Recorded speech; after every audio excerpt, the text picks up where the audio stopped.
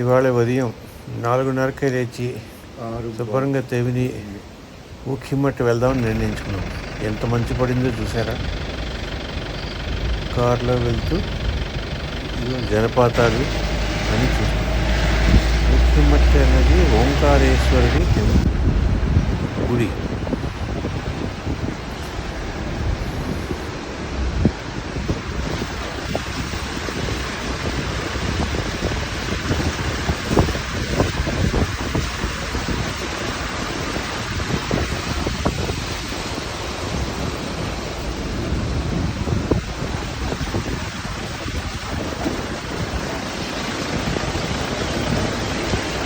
గుడి దగ్గరే రోడ్డు దిగబడిపోవడం వలన మమ్మల్ని అక్కడ దింపేశారు.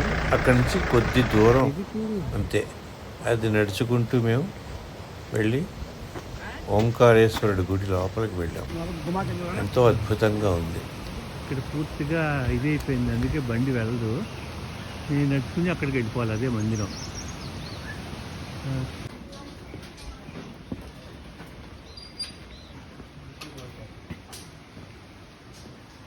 అడుగు ఇక్కడే అయిపోవాలి. ఇక్కడ కేదార్నాథ్ పరిసరాల్లో శివుడి గుళ్ళన్నీ కేదార్నాథ్ గుడిలాగే ఉంటాయి, కనిపిస్తాయి చూడండి. సరిగ్గా మేము వెళ్ళేసరికి స్వామివారి నిజరూప దర్శనం జరిగి భోగం పెట్టారు. స్వామివారి ప్రసాదం కూడా తీసుకుని అక్కడే ఆలయ పూజారి గారిని ఈ ఆలయ చరిత్ర గురించి అడిగాం. ఆ కథని ఆయన నోటి ద్వారానే వినండి.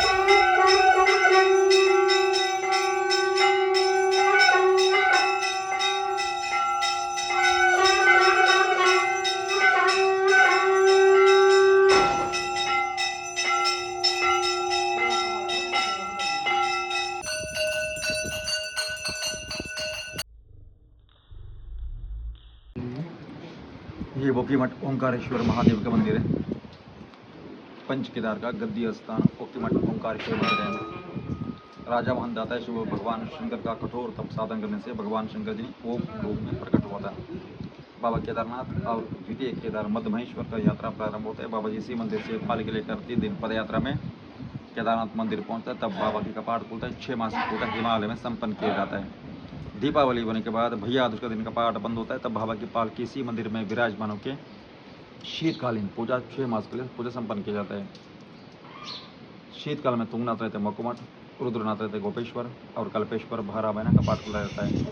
महाभारत युद्ध होने के बाद उपरांत में पांडव को दोष लगता है, गुरु हत्या, गोत्र हत्या, ब्रह्मादि दोष लगता है। पांडव लोग हिमालय में भगवान शंकर का तपस्या करने से भगवान शंकर ने पांडवों के सामने केदारनाथ में पशु रूप में आ गए। पृष्ठभाग हो गए केदारनाथ, अग्रभाग निकल गए पशुपतिनाथ नेपाल में, और अन्य 4 भाग मधमेश्वर में नाभि, तुंगनाथ में हृदय और भुजा, रुद्रनाथ में नेत्र और मुख, कल्पेश्वर में जटा दर्शन। स्वर्गारोहिणी से पांडव लोग स्वर्ग के लिए प्रस्तावन किया था। पीछे देख रहे भैरवनाथ का मंदिर है। पंच केदार लिंग रूप में भाराई मंदिर है। इस तरफ नीचे बाबा केदारनाथ की गद्दी स्थान, उषा अनिरुद्ध शादी का मंडप है।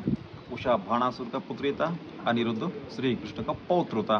कृष्ण का पुत्र प्रद्युम्न, प्रद्युम्न का पुत्र अनिरुद्ध, ये दोनों को शादी है संपन्न होता। माँ चंडिका मंदिर है, आप दर्शन प्राप्त कर सकते हैं। बोले शंकर भगवान की जय। అది విన్నారుగా.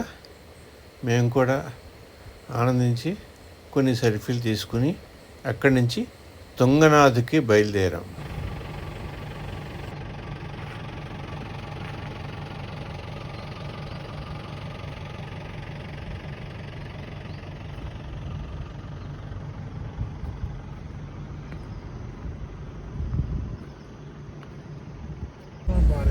ఈ దారి కూడా మహా దారుణంగా తయారైంది. కొన్ని చోట్ల రోడ్లన్నీ ఒకవైపు కృంగిపోయాయి. పెద్ద పెద్ద బండరాళ్ళు. మొత్తం ఈ ఏడాది వర్షాలకి మాత్రం కతరాకతరం ఉంటుంది ఉత్తరాఖండ్.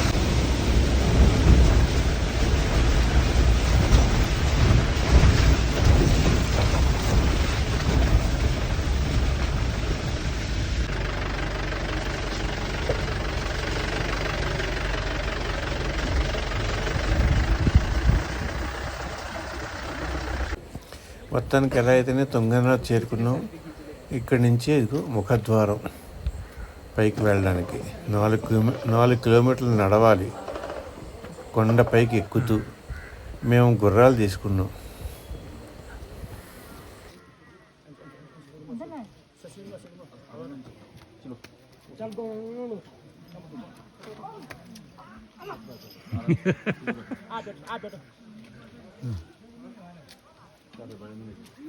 నీకు గ్లౌజెస్ కావాలా? అడుగు వాళ్ళని. పట్టుకోవాలి నేను. జాగ్రత్తగా ఎక్కండి.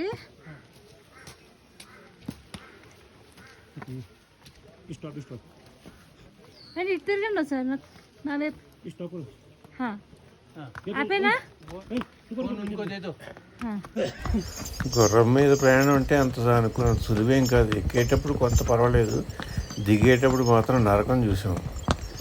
ఎక్కేటప్పుడు నేనే ట్రై చేశాను, ఒక చేత్తో పట్టుకుని ఒక చేత్తో చేద్దామని. నా వల్ల కాలేదు. కాసేపు 2 నిమిషాలు 2 క్లిప్పులు తీసి మళ్ళీ ఇంక ఊరుకున్నాను. ఇంకా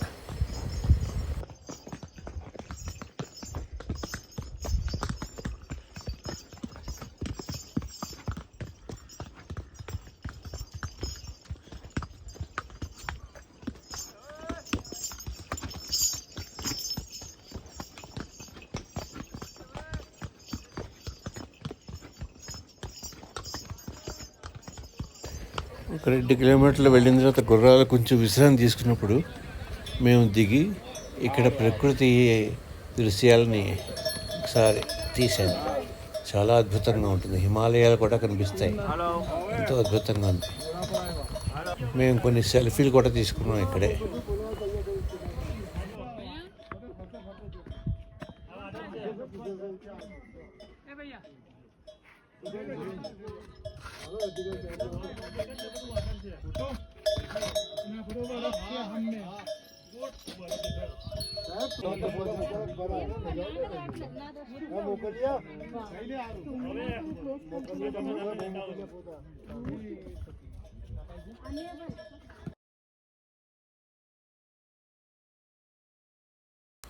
కాసేపటి తర్వాత మళ్ళీ బయలుదేరాం.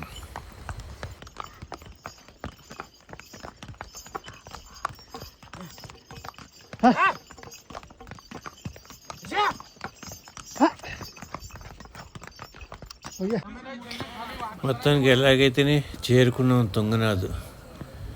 అక్కడ గుర్రాలని పెట్టారు. మేము గుడి దర్శనం చేసుకుని తిరిగి ప్రయాణం చేయాలి.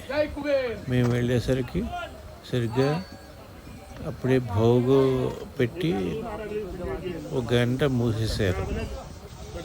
మేము కూడా గంట సేపు వెయిట్ చేస్తాం అక్కడే. ఇక్కడ కూడా ప్రకృతి దృశ్యాలు చాలా బాగుంటుంది. ఇది చాలా హైట్లో ఉంది తుంగనాథ్ కూడా.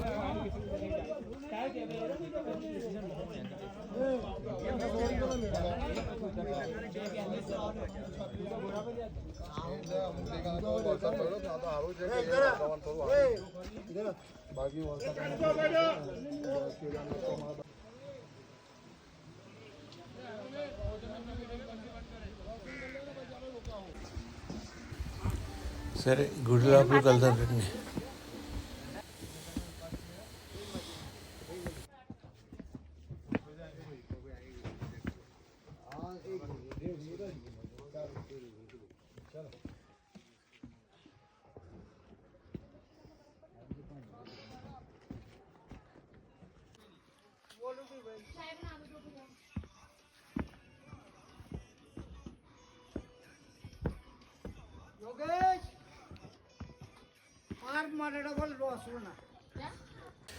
గుడి ప్రాంగణం నుంచి ఈ దృశ్యం చూస్తే నాకు ఒక నందీశ్వరుడి ఇలాగ మేఘాలు కనిపించాయి. ఆవులో ఉంది వృత్తంలో చూడండి. నందీశ్వరుడి దర్శనం. గుడి చూడండి, చాలా అద్భుతంగా ఉంది. మీకు కూడా నచ్చుతుంది. బాగుంది కదా. మేము కూడా దర్శనం చేసుకుని సెల్ఫీలు తీసుకున్నాం.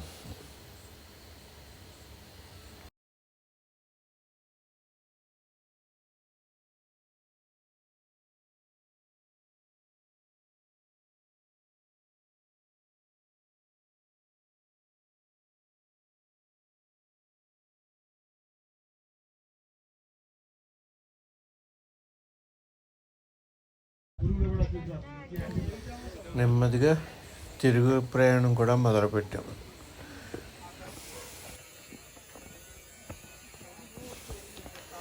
ఇక్కడ ఇంకో విచిత్రం, ఇక్కడ కుక్కలు చూడండి, సింహాలు లేకపోతే గొర్రె పొట్టేళ్ళు లేక ఎంతంత లావుగానే అడవి జంతువులు అవడం వల్లేమో.